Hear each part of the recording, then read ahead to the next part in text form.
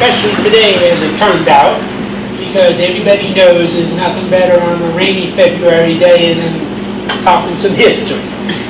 So, especially if there are maps involved. I don't know about you, but maps, I can't get enough of them. And history without maps is nothing. Jedediah Hotchkiss was the map maker of map makers, at least as the Confederates go. You all have some familiarity with Hotchkiss. You wouldn't be here if you didn't.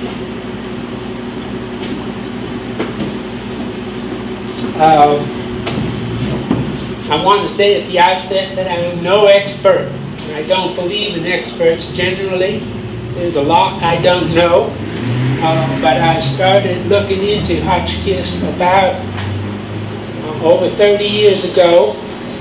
Spent time with his maps, many of his maps, and spent time with his papers, and got to know him a fair amount. Almost anybody who studies the Civil War, especially the Civil War in the East, will know about Jed Hotchkiss.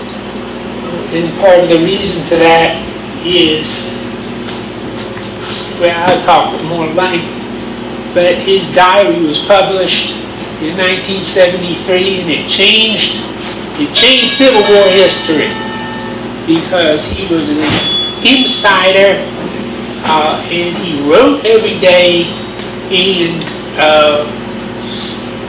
of course there were the maps. You can see this is my copy. It's kind of well used. Put a lot of miles on this book. I saw that there's one map, one version of it here, and you'll never read a more interesting book than this by Jed Hotchkiss. Now let's start at the beginning as far as Churchville goes. Jed Hotchkiss lived in Churchville for, well, his family lived here for just about 5-6 years. And then he moved to Stanton, and he lived the remainder of his life in Stanton. Where did he come from? How did he get here? Well, perhaps you know, if you know anything about Hotchkiss, you know that he was a Yankee. And when I first moved, I'm a Yankee too. My wife is a Yankee.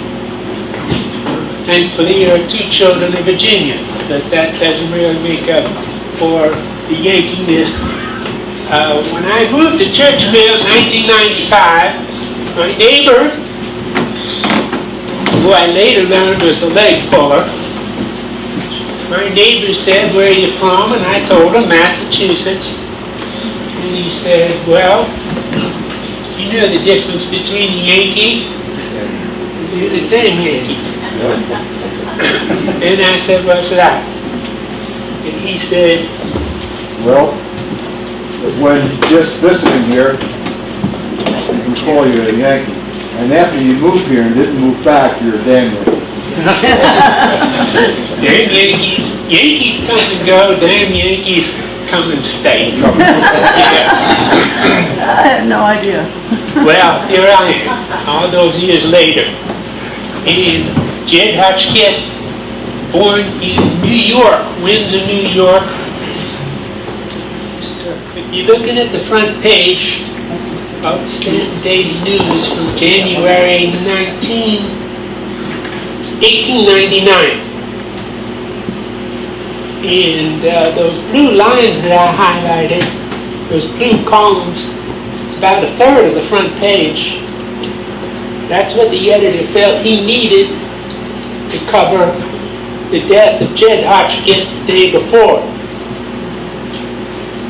You've seen death notices in the paper, you've seen obituaries in the paper. Have you ever seen more than 2 columns devoted to somebody of recent death? Jed Hotchkiss, this is what his neighbors thought of him. This is not what I think of him, this is what his neighbors thought of him. They thought he was an exceptional man. As I said,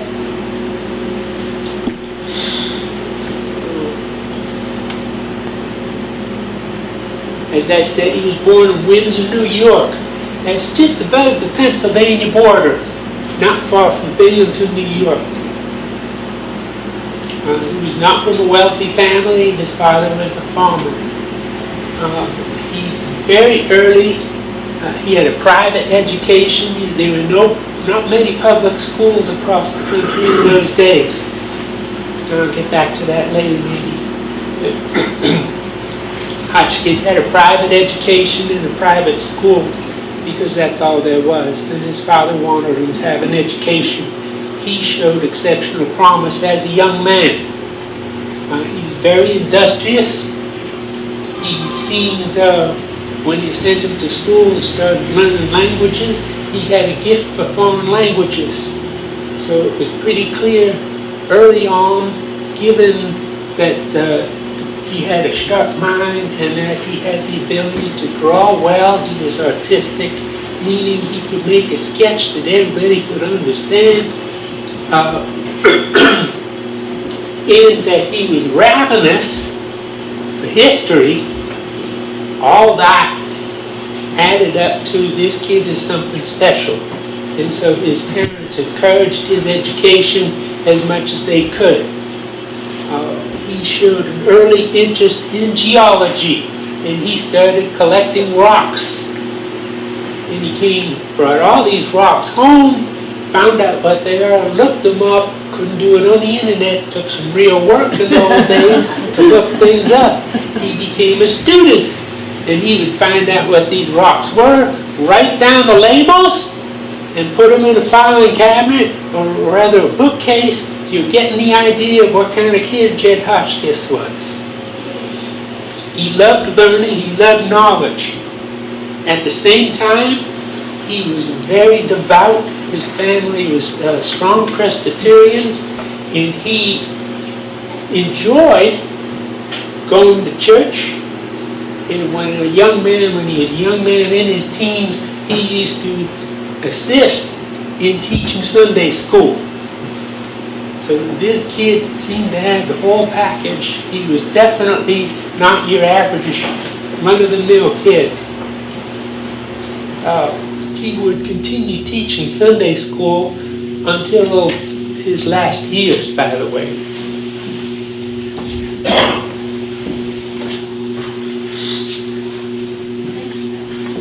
When he was 18, he left Windsor, New York, to see the world. With his parents' permission, he left Windsor and headed south. One of the things he wanted to see was the Shenandoah Valley of Virginia. Anybody want to guess?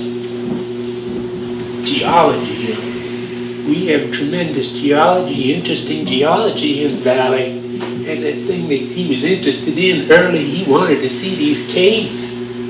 He wanted to see the limestone. He wanted to see the sandstone mountains. He wanted to see all these things. He didn't make it to Virginia the first summer that he started walking. He made it halfway through Pennsylvania. And the winter came, and he decided he better stay put. He had run out of money, and it wasn't through wild living. I know that. He was out of money.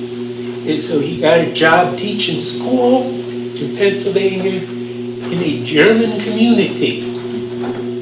They all spoke German, no English. He had a smattering of German, but he learned from them as he was teaching them. While he was living in that town, Elizabethtown, Pennsylvania, he met a young woman named Sarah Ann Comfort, who would much later become his wife.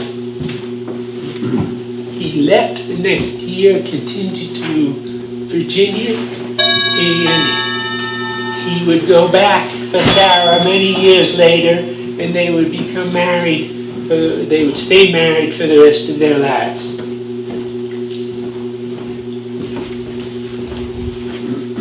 Okay.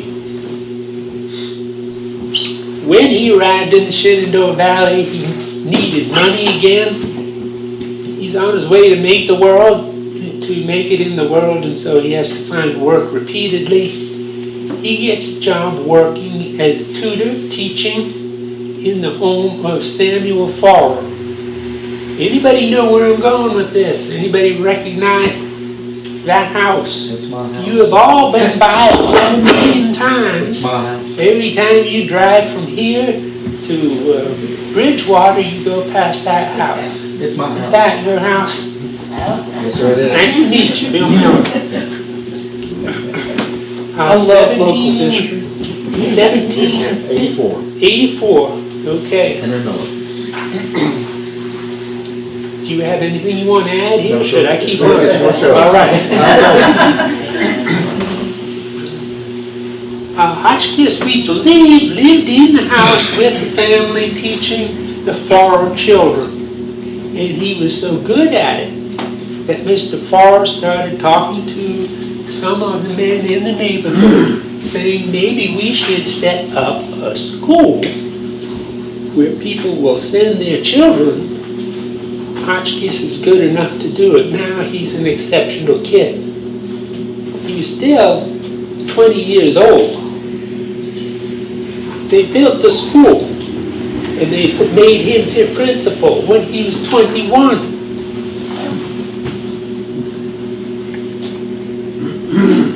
Just down the road from this house that we were just talking about, 2 miles, maybe a mile. What was the location of the house? The location of the first house is at Mossy Creek. Just as you get to Mossy Creek when you're driving to Bridgewater, you know that big bend in the road. It used to be very sharp until a few years ago when they softened it. This is in the elbow of the bend.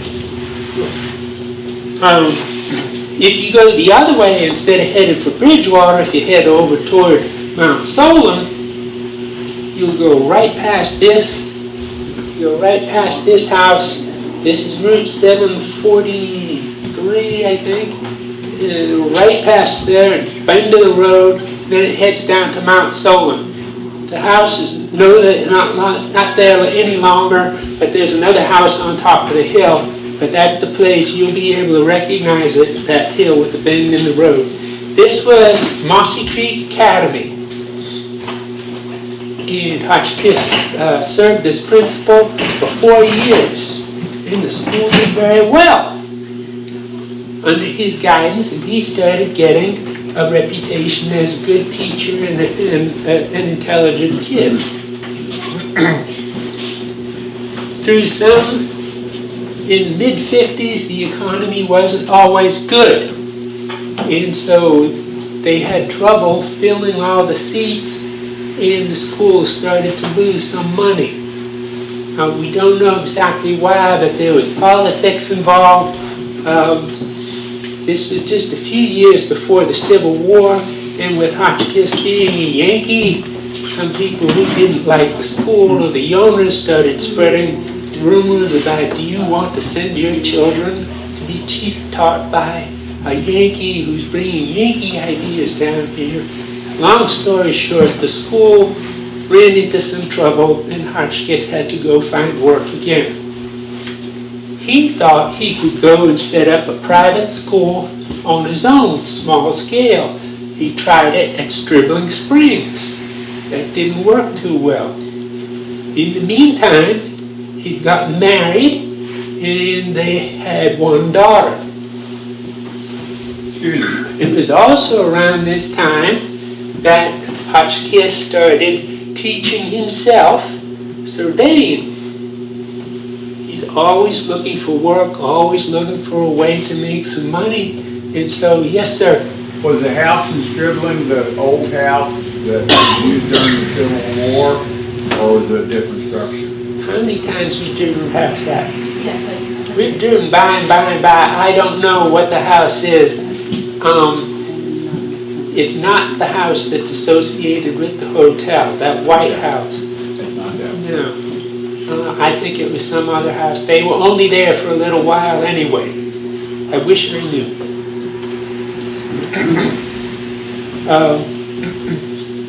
This is critical, folks. He starts teaching himself surveying. And he starts taking long rides, learning to map, learning to take measurements on horseback. Now, if you go to engineering school back in the old days in 1800, 1900, 19th century, they would teach you in engineering school how to measure distances on horseback. You count the steps of your horse. You measure the length of your horse's stride at a certain gait, and then you keep your horse at that gait, and you count his steps, and that's going to tell you how far the distance that you're covering. And so he did this, and he practiced and practiced, and he became pretty good at surveying. That's going to come back and really help him later in life. The other thing that is happening in this time, he started making good connections. I already told you he's an impressive young man, and he's impressing some of the men in the neighborhood, in the area, and they're looking for ways to use him, help him.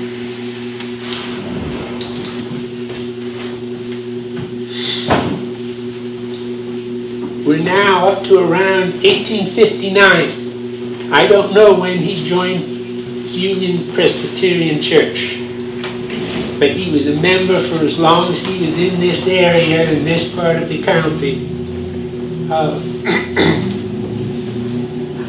He taught Sunday school at Union. That's, he taught Sunday school at Union, and it was around this time, 1859, that they moved to Churchville. Jed Hotchkiss' brother, older brother, named Nelson. Now Jed, as we've already talked about, Jed was the brainy one. Nelson was the guy who could sell ice to Eskimos. He was the businessman, the salesman.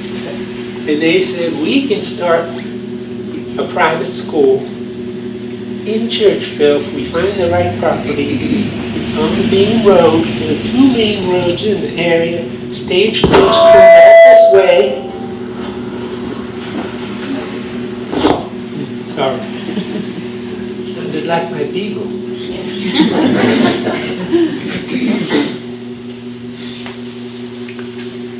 They bought 313 acres right across the street. You look out the window, you're looking at it. That's Mr. Ashby's meadow and the Ashby property up the hill.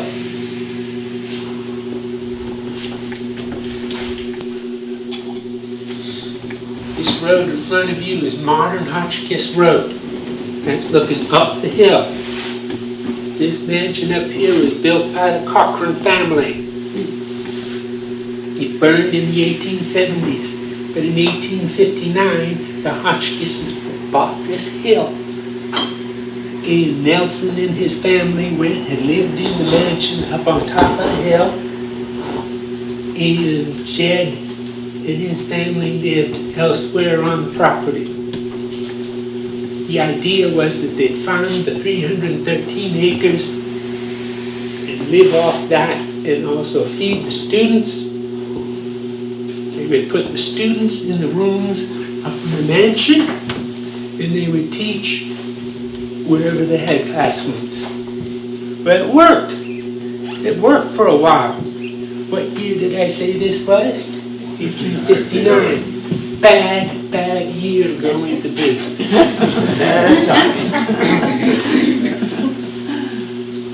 2 years later, we're on the brink of Civil War. Things fall apart.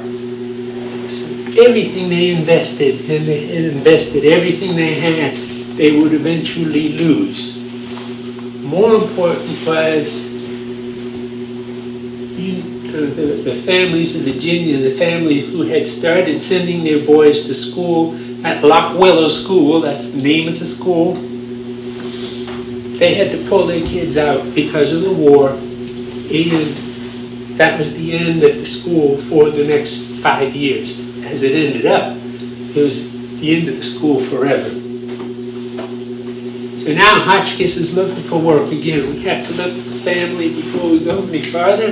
There's Sarah at the top, and then there are two girls, two cuties. That's Nellie over on the far side, and Annie, the younger one, over here.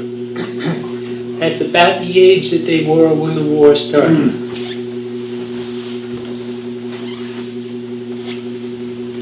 Hotchkiss, everybody has to serve in the militia. Hotchkiss is in the militia. He ends up driving a wagon out to supply troops west of here.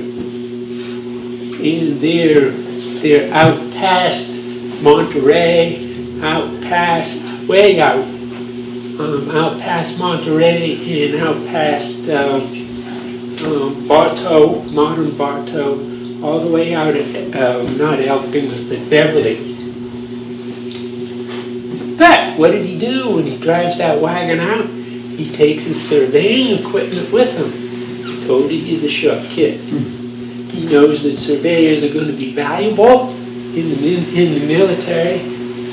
Surveying skills, he can make a map, and he finds a job making maps to make a long story short, he ends up making maps for the man in charge out there, Robert E. Lee. When Lee met Hotchkiss and was impressed by this young man, he said, all right, I want you to make me a map of the Tigard River Valley. And Hotchkiss did. Then he brought it up to Lee, and Lee was pleased with it. They went separate ways, but they would meet again. And Hotchkiss would work for Lee later in the war.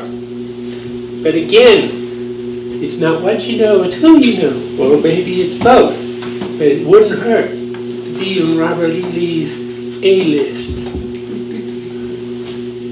Another guy back here at home, through the winter, that first winter of the war, 1861, Hotchkiss was sick. But in the spring, he came to the attention of the new general in the valley, Thomas J. Jackson. And one of the ways he came to the attention of Jackson was through this man, William Smith Hanger Baylor from Swope. There's still Baylors over in Swope, but much of Swope was owned by Baylor family. This man became colonel of the 5th Virginia Infantry, but before the war, he'd be very influential in Augusta County. He was Commonwealth's attorney for Augusta before the war. Well, he knew Hotchkiss, the neighbors practically. And so when Baylor joined Jackson's army as colonel of the 5th,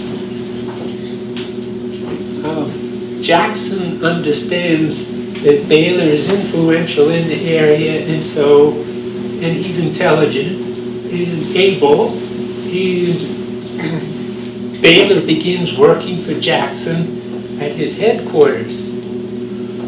And as things progress, Jackson displays a lack of topographical ability. He didn't have, well, I don't know. Some people have a sense of direction, some people don't. Some people can look at a hill and they see a hill. Other people look at a hill and they see a drainage plain. There's just levels of understanding in geography, and Jackson didn't have it. Hotchkiss did. And so when Jackson needed help with topography, he mentioned it, and Baylor said, I know a guy, and that's how they got together. Jackson called Hotchkiss in for a short interview. It happened just down the valley at Narrow Passage. If anybody know where the Narrow Passage is, Narrow Passage Inn is. It's right on the Valley Turnpike.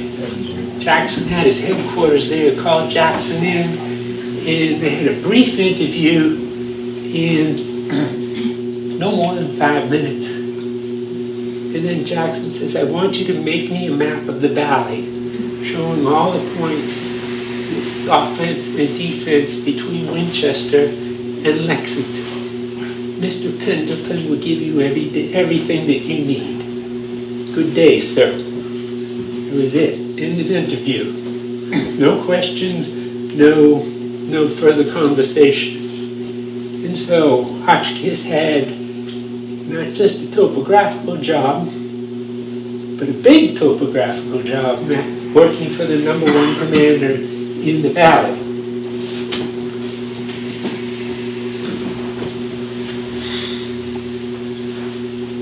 What does this entail? What does he do? Makes maps? Well, it's complicated, much more complicated than we can probably understand. We, everybody in this room, we remember paper maps.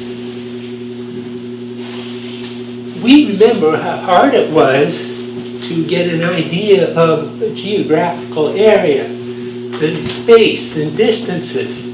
We couldn't pull something out of our pocket and find the answer to a geographical problem like nothing before Google Maps. So Hotchkiss, when he taught himself surveying, covered the ground on foot or on horse, and he took notes and measurements. So he would ride along the roads, and in his sketchbook, with the sketchbook on his knee, he would make sketches of all the roads that he would pass, including houses, crossroads, creeks, bridges, small elevations, everything of topographical interest. Military topography. You understand that military topography is different than just terrain. We're looking for strong defensive points. We're looking for dangerous places. We're looking for river fords where armies can cross. We're looking for bridges. What's the strength of the bridges? All of this had to be filed away so that when the general asked Hotchkiss a question about moving his troops from one place to another place, Hotchkiss can flip open his book to where he has these notes and tell Jackson exactly what he needs to know. It's this thoroughness, not just his intelligence, but his thoroughness that made Hotchkiss good and valuable. Question, how long would it have taken him to map from Winchester to Lexington? Short answer is I have no idea. It must have taken years. He has other people working for him doing the same thing, or working for other generals. So he had other surveyors working for him to help him out? Yes, right. It was a combined effort. It was not very thorough in the first year or even the second year of the war.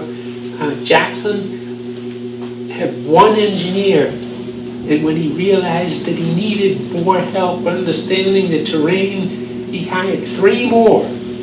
So it was growing, and they would all be working on the same project. But Hotchkiss, to piece it all together, it would take months. I'm sorry to keep making you move. Hotchkiss worked for good people, top people, just very quickly. You see all the ranks here. These are the people he worked for. General Loring, General Robert E. Lee, Jackson, General A.P. Hill, General Richard Ewell, General Jubal Early. You see the LTs in front of all their names. Lieutenant General, that's way up there. So he wasn't working for just average low-level generals or commanders. He was working for high stakes at the highest levels with whole armies. That wouldn't have happened if he wasn't very good.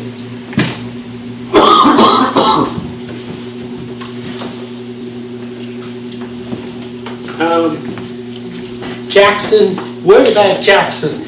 If you know anything about Jackson, you know that he was very religious. I'm sorry. That's right. You know Jackson was very religious, very devout. Prayed on his knees, never cussed. Said grace before every meal. He said he said grace before drinking a glass of water. He was very, very devout.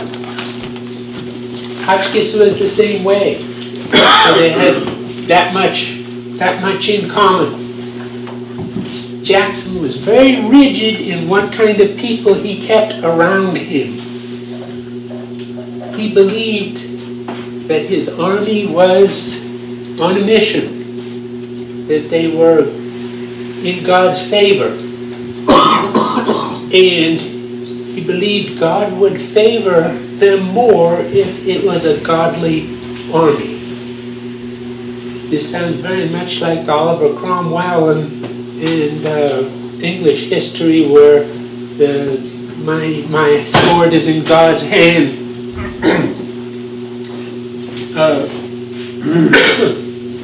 Jackson said the right sort of man is one who's always doing his duty and is never satisfied if anything can be done better. That sounds like a pretty good definition. At least if you're working in the military. And Hotchkiss was impressed with that definition, and he tried to live his life by it. He wrote it down in his diary.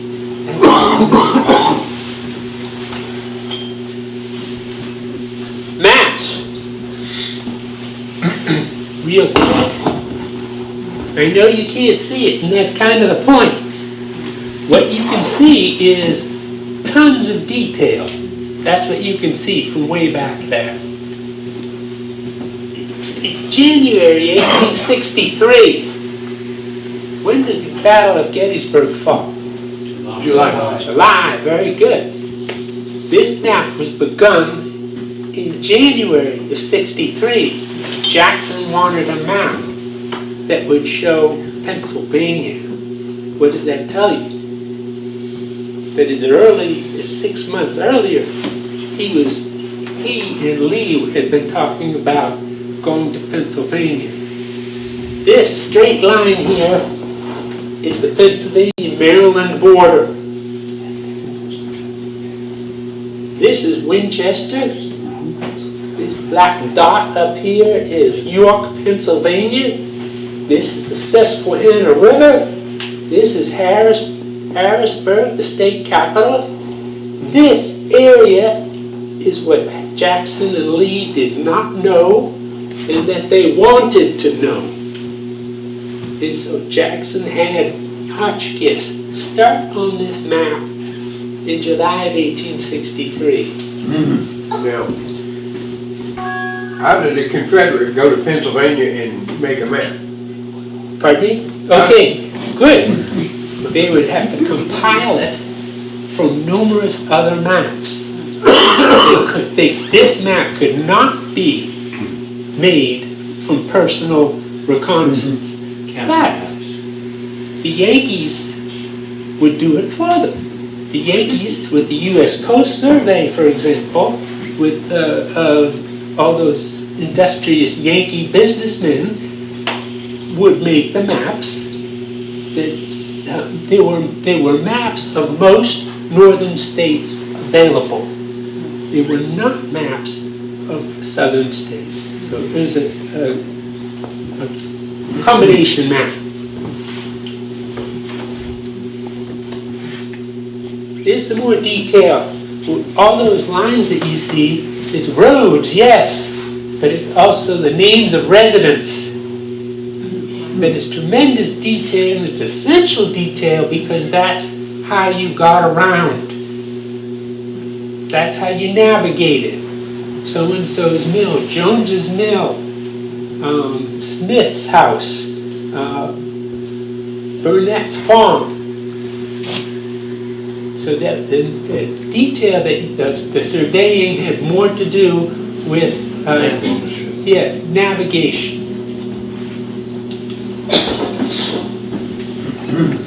Real quick, we talk about Chancellorsville because this was Jackson's last battle. On the night before the Battle of Chancellorsville, Lee and Jackson met. They were in a pickle. Lee's army was just south of the village of Chancellorsville. This is about 10 miles west of Fredericksburg. Just south of the crossroads of Chancellorsville. And the Yankee army was advancing from the east and had also advanced in the north and had almost put Lee's army in between the two. Jackson and Lee meeting in the woods, sitting on cracker boxes as the story goes, wanted a way to get out of the middle to advantage.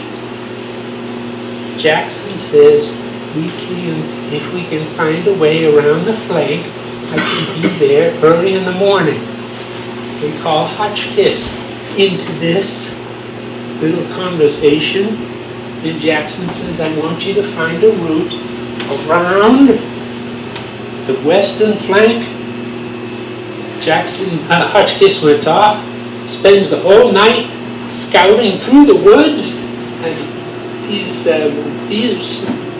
the woods in that area are so thick. This is where they call the wilderness. You're all familiar with that. Very thick. The roads are very small that they would not be on Google Maps even. There are many trails. There had to be ways through the forest because it was populated. So Hotchkiss finds the route. And the next morning, perhaps you know the story already, Jackson succeeds in getting all of his army around that flank and attacking in tremendous success on June 2nd, except that Jackson is mortally wounded, and that's the end of the alliance between Jackson and Hotchkiss. We'll skip over the rest of the war because there's more. He moves to Stanton, and after the war, everyone was broke in Virginia, and so they had to find work wherever they could. He found work at Mary Baldwin's school, the Augusta Female Cemetery. Seminary.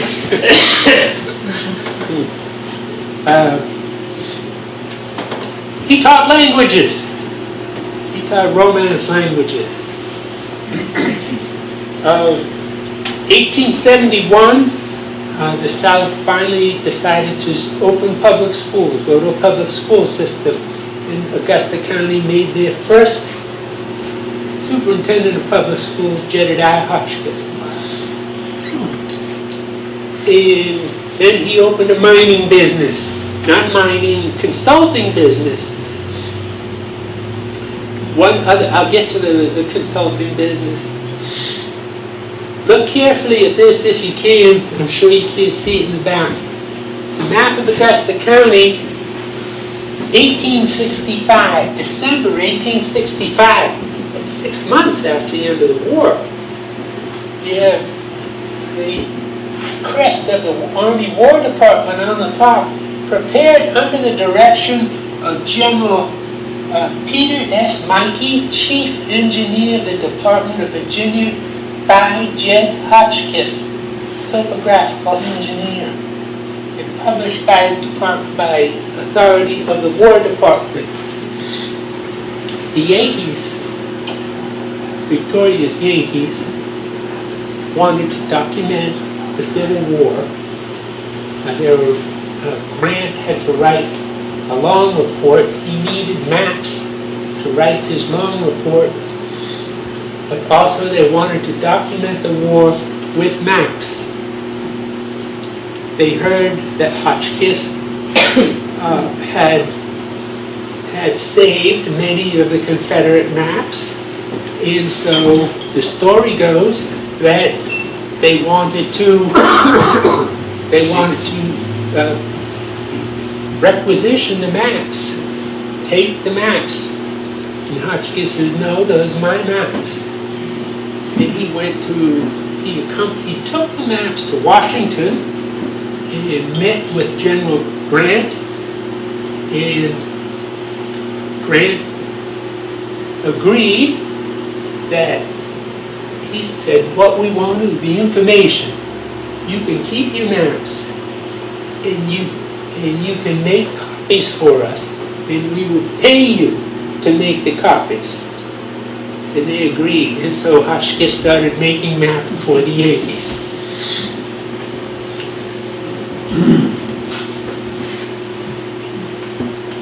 Another man looking for maps was General Robert E. Lee, who by this time was president of Washington College.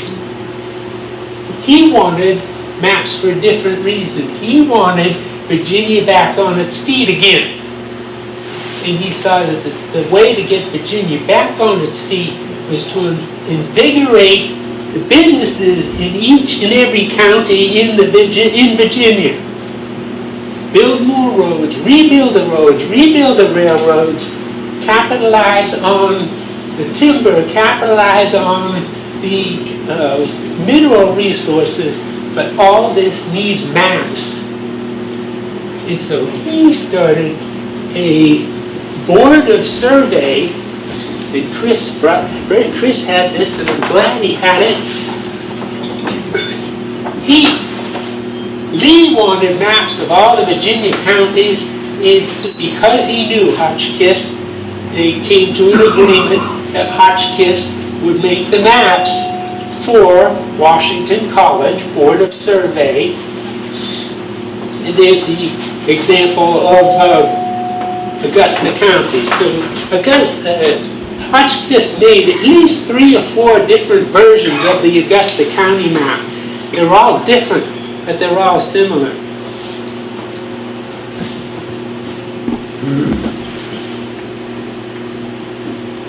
And I don't know if I'm sure many of you have been, this is Lee's office in the basement of Big Chapel. And can you recognize the map on the wall? Augusta County is hanging on the map on the wall in Lee's office.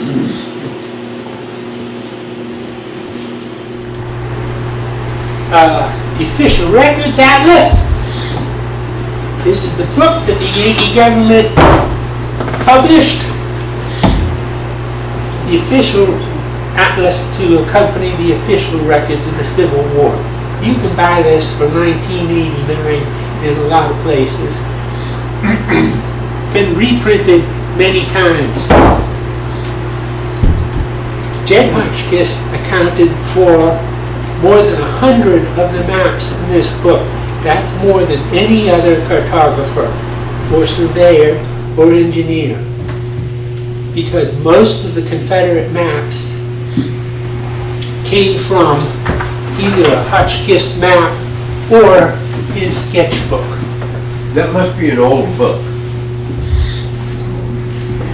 Well, this is a reprint, of course. Well, but the price on it's $19.98. See down there? This is a very cheap version. It's a very cheap version.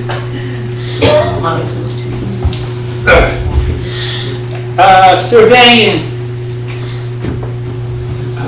in the decades after the war, Hotchkiss devoted himself to exactly really what Lee was talking about, helping get Virginia back on its feet again. He hired himself out as a surveyor, a mining consultant, a mineral consultant, and he mapped and explored counties in southern Virginia, southwestern Virginia, and in the mountains in West Virginia, to open them up to coal companies, copper companies, lead companies, all of this trying to bring Northern investment, down from the north, investors from the north, business people with money to spend, into Virginia.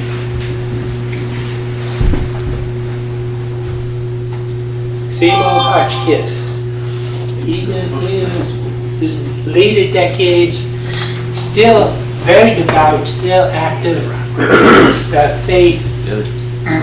He helped found the Second Presbyterian Church in Stanford, and he still taught Sunday school.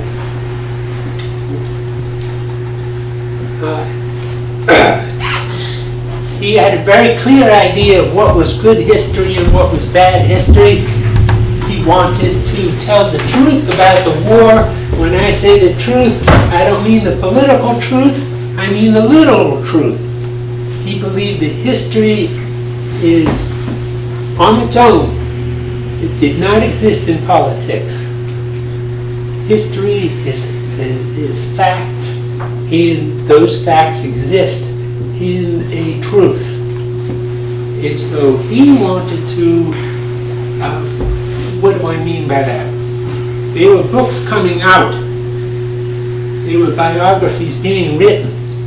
And Hotchkiss and his colleagues looked at some of these books and say, this is malarkey. This is not true. Some of them deifying Lee, deifying Jackson, demonizing some federal troops, and they're saying, no, this is not history, this is not right, this is politicizing history. Hotchkiss believed in the facts make truth. So he started collecting facts. A man from England wanted to write a biography on Jackson. And so someone said, you should talk to Jed Hotchkiss. And so Hotchkiss, because he was so well connected, because he had been on Jackson's staff, because he was still connected and in touch with his comrades, he was all still in Virginia mostly, Hotchkiss, and because of Hotchkiss's belief in the truth, wanting to do the job right, Hotchkiss went to extraordinary efforts to help this man write the book on Jackson. General Henderson would write 10 pages of questions and send them to Hotchkiss. And Hotchkiss would write letters to all his colleagues to get the answers to those questions. What specifically happened on such and such a date? Where was it? Where were you? What did you hear Jackson say? So if you all serve with Jackson, you'd get a letter, you'd get a letter, you'd get a letter, you'd get a letter, and Jackson and Hotchkiss would compile all this information and send it back to England for General Henderson to put into his book. That's the best you can do about gathering facts. But that tells you something about Hotchkiss's commitment to reality, to the truth, doing things the right way. He lectured broadly, very popular speaker, spoke all over the country, New England, the Midwest, the South, and he could speak on almost everything. He was a polymath. He was very popular as, having been so close to Stonewall Jackson, people wanted, especially Massachusetts and Maine and New York, they wanted to hear about Jackson. So he was on the lecture circuit all over the country. And he died at the age of 71 in 1899. Preservationist. 340 of his maps are now in the Hotchkiss map collection in the Library of Congress. Think about maps for a second. We make a map of Churchville today and we put it in a time capsule. Will that be useful 100 years from now? It would at least be interesting, but it could definitely be useful as well. But it's important that somebody thought that this might be useful to somebody in the future. And that shows a willingness to do the map and save it and pass it on. So when I say he was a preservationist, that's what I'm talking about. He was preserving pictures of the land, of the places. They will never be the same again. And he's preserving snapshots with all his maps of what it was like at such and such a time, such and such a place. I had a friend, Paul and Martha Rymel, they both passed away, and they were very big metal detecting, Civil Yes. War artifacts, and they were very successful. So what they did, they would read books on where encampments were, and they would compare. So they would say it was on Baylor property, whoever property it was. So they had to find out where this Baylor property was. So they would take the old Hotchkiss maps and compare them and find them on modern maps. And so they would go to the people's house. They would find out who lives there now. And they would go to their home and ask permission if they can metal detect. Great. And they had their house was like a museum with all these artifacts. That's a great example. That you led me right exactly to the point that I wanted to make. Hotchkiss preserved things because he wanted to be useful. We talk about preservation nowadays. We talk about saving land, saving forests, saving battlefields. Yes, yes, yes, all that. But there's other ways to preserve things, to be a preservationist. When you write things down, you write down the experience of your life. You're saving for future generations what it was like for an intelligent person in 2024 to see what was going on in response. Will that make any difference 5 years from now? Probably not. 50? Maybe. 100? Who knows how long things are going to last? But you see what I mean about the idea of preserving our time for the future because it might be useful.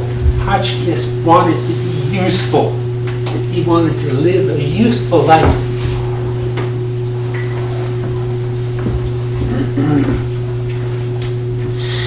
This is not the same newspaper. This is a different newspaper from the next week. This is a Stanton newspaper as well. And what do we get? We get 2 more columns, 4 columns on what Hotchkiss meant to Stanton and beyond. And I have a little snippet of this. What he has done for Virginia cannot be told in resolutions. A student of books always, a toiler by night and by day, he was also a student of nature, of men and affairs, and equally at home in many provinces of science. He was an accomplished scholar, historian, public speaker, writer, and teacher. Of distinguished appearance, pleasing address, liberal views, exceptional cultivation, cheerful and hopeful of disposition and genial hospitality.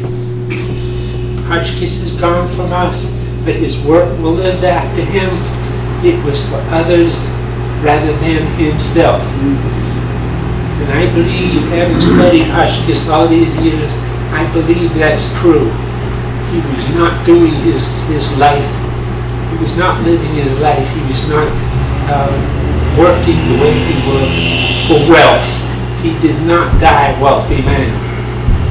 But he's made incomparable contribution to U.S. history, to Virginia history, to Churchville history. Here we are all this time later talking about this man because he lived a useful life. I thank you very much for your attention. I'll be very glad to listen to any questions that you have and see what I can do about it. Yeah.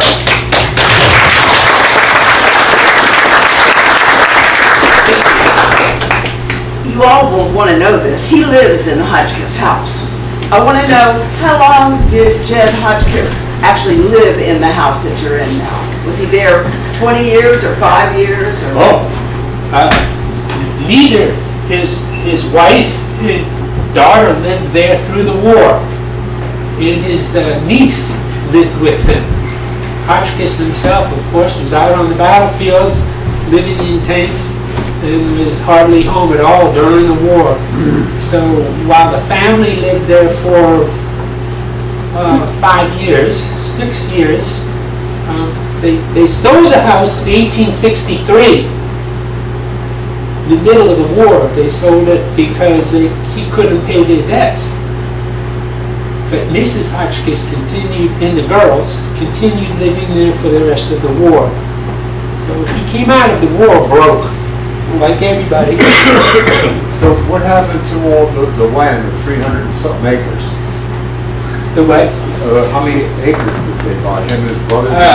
Well, they sold almost all of it in 1863 to Mr. John Evans, who was a tobacconist in Stanton. And he owned the property for 10 years or more, or his heirs owned it for more than that. But as I said, Hotchkiss, they couldn't pay their bills. They were dead flat broke after the war. And Jed went to work, as I told you, he worked teaching and however they could make some money. Yes, ma'am. Next month, we're going to see all kinds of people, a lot of traffic going to Monterey. Yes, ma'am. But this was not the road to Monterey, Minnesota, was it? I mean, didn't it, and I want to know where it was. It's on the map. It certainly wasn't the main road. Certainly not. 250, what we call the main road, was a minor road for I don't know how long. I don't know when they switched. It was a stagecoach road, though. The stages came out here to connect with the Warm Springs Turnpike, which is 42, to go to, well, actually, the old Warm Springs Turnpike was out by White Way, and that would lead to Harrisonburg. So you're right, this was a little off the beaten track, Churchville was, because the turnpike, right, was the main road, and that's a good point. Ma'am, about 1927 is when the road was extended to Monterey. It was a dirt road at that time. Thank you, I didn't know that. Thank you. About behind the bill is Churchville, like 2019, and the road that they can go through it, that's turning up toward Down below. Vinegar Hill.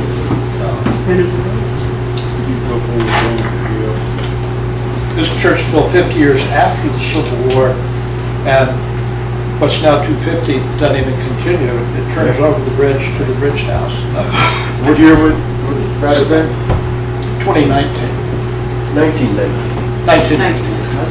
So that's, No East Churchville at so you're all. saying that's Vinegar Hill Road? You still see the old red trails down there. That's from up on the hill Any other above the bridge questions? house. Yes, sir. Do the Hotchkiss relatives still live in Stanton? Say again. The Hotchkiss relatives still live in Stanton? This is the bridge. No, I don't believe so. I think the last resident that I know of was a Mrs. Christian, who was a granddaughter and lived in Deerfield. But as far as direct descendants, no. His daughter's married, but I don't think they produced a lot of grandchildren. Yes, sir. He's buried in Thorn Hill in Stanton. Thorn Road, right? He is. He's in Thorn Roads. They're all buried there right together. His brother Nelson's buried there too, and Hotchkiss's mother is buried there too. Yes, sir. You mentioned Hotchkiss was a unionist. He had family ties from southern New York. You actually mentioned some, I guess, political persecution that closed his first academy. Or Yeah. what were his motivations for serving the Confederacy in Virginia and not going back home? You all heard their father's motivations. He was not pro-slavery. He was not anti-slavery. For him, it was a reality, and it was part of. It was accepted at the time, and it needed to be phased out. That was a common enough belief in Augusta County. Augusta County was very strongly pro-union. It was also the last county in Virginia to ratify the secession, and it was a very close vote. It was a very close vote. Augusta and Rockingham were especially unionist. Both counties went for John Bell in the presidential election. Both saw Lincoln's proclamation after Sumter raising troops to put down the rebellion. That, for them, was tyranny. That, for them, was the issue that pushed these unionists of Virginia, that pushed them over the line to saying we will not tolerate. So, you know that there was a lot of pacifist feeling in Augusta County and in Rockingham, but there was even more unionist feeling. Did I answer your question? Okay. Yes, sir. What was his cause of death in 1899? I think he had a stroke. It was kind of ambiguous, but he was traveling on a train. He was traveling on a train and had some kind of seizure attack on the train, and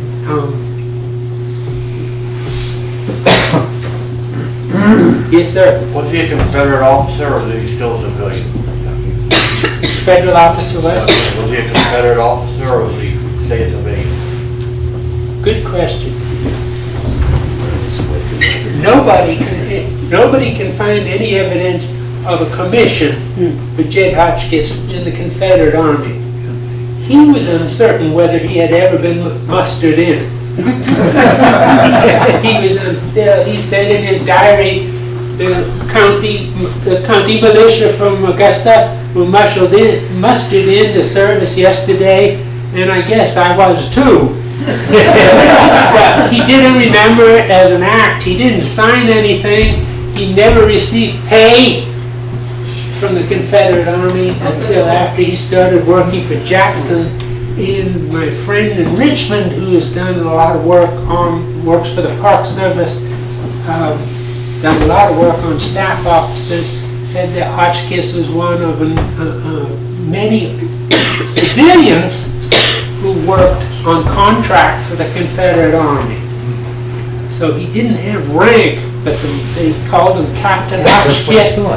They called him Captain Hotchkiss, perhaps because he was compensated at captain's pay. I'm not sure. Because he was a staff officer, he needed some authority to get things done, so perhaps the captain became more of an essential than an actual fact.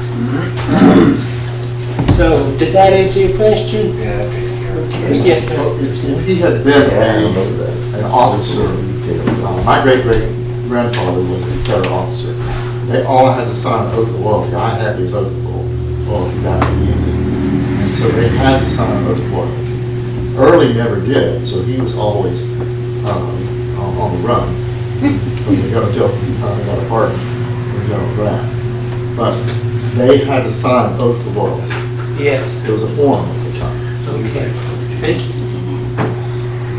Somebody always asks that about whether he was a civilian. There would be a record of that. The answer seems to be yes. Anybody else?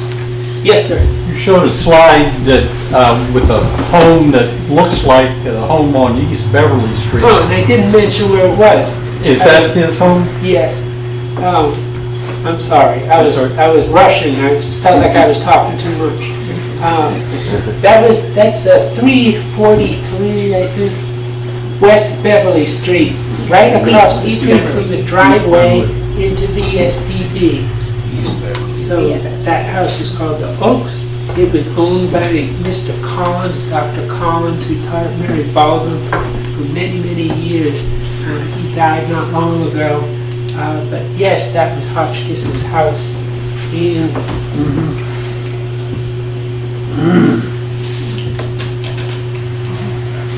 Was he a member of Second Presbyterian? I'm sorry, get to that second.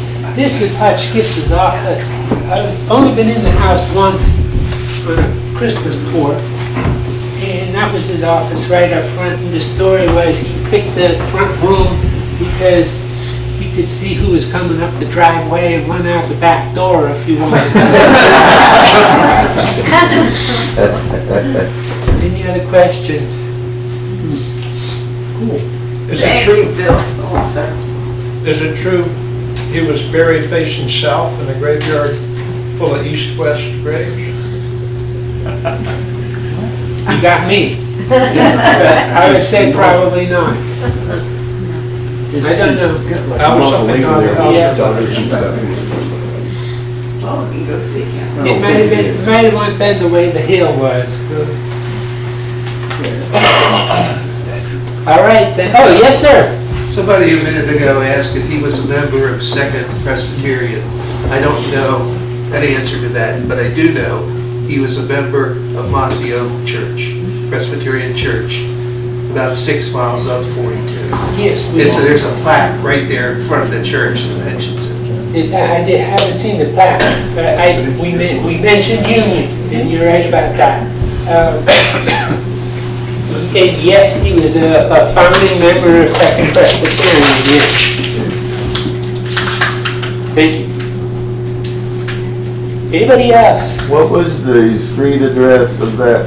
Oh, Yeah. You can't miss it. it's a reason for it. There's trees and forest in it, but if you go down, just at the bend of the road where the driveway I'm to pretty the sure I've seen it. STD. I just wanted to be unmistakable when I pointed Yes. out my thing. I'm sorry. Wrought iron fence, tall. Yes, Nelson lived on that street too. Yeah. Nelson, his brother Nelson just lived a few doors down. Well, I told you Saturday is a good day for coming and talking history, and I hope you agree. I enjoyed being with you very much. Thank you.